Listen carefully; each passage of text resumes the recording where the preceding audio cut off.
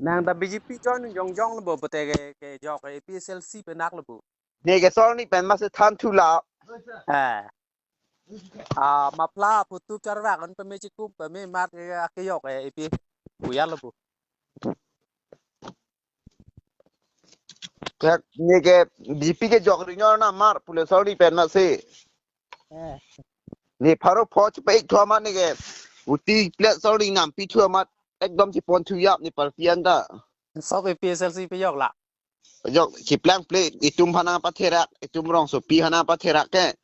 ni doi di le so parti puni ho buti plat na mat horjun rap primat oro rek ko so group pu amat eleksona ni mat ne tumangai mutu kerla ja son thạch này ini paru potrok bak le person te bang ta to elekson hot ke pasitang on elu pi he pi da pa pharo potrok ta lia về lúc thì có nang ang ha pharo potrok ta lia về lúc suri kẹp lên nàng pi ta lia về lúc le lu suri kẹp bên kan phò suri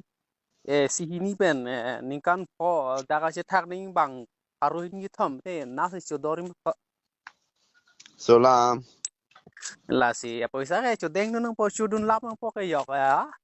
mi thang cái ching hon party phan jok ren mi lu ti có solam ne to parti pa hai sinang cái chú ta me tu mà poisa le halata bang poisa li tu ma phan nang irung itum ta tax sarkar phan pi poisa se nang avoid le kalang te chudun lap nang po partu ko la hai tu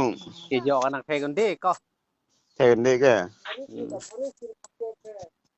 ne tu rong pran poisa long bus ta là long le lo ta BJP parti le long bằng chú em mát bằng cái dọc cái hắc cái dọc rong có bằng cái đắt ta de có cái bên mà nàng tung phan nàng tê căng cái Pokep na te ko nang pulo ni vang ide ko ri pu vang pu ni na hanam pu mang pu peso ho là en lo ni phire re ko có cái long đun lọc là hè mà cái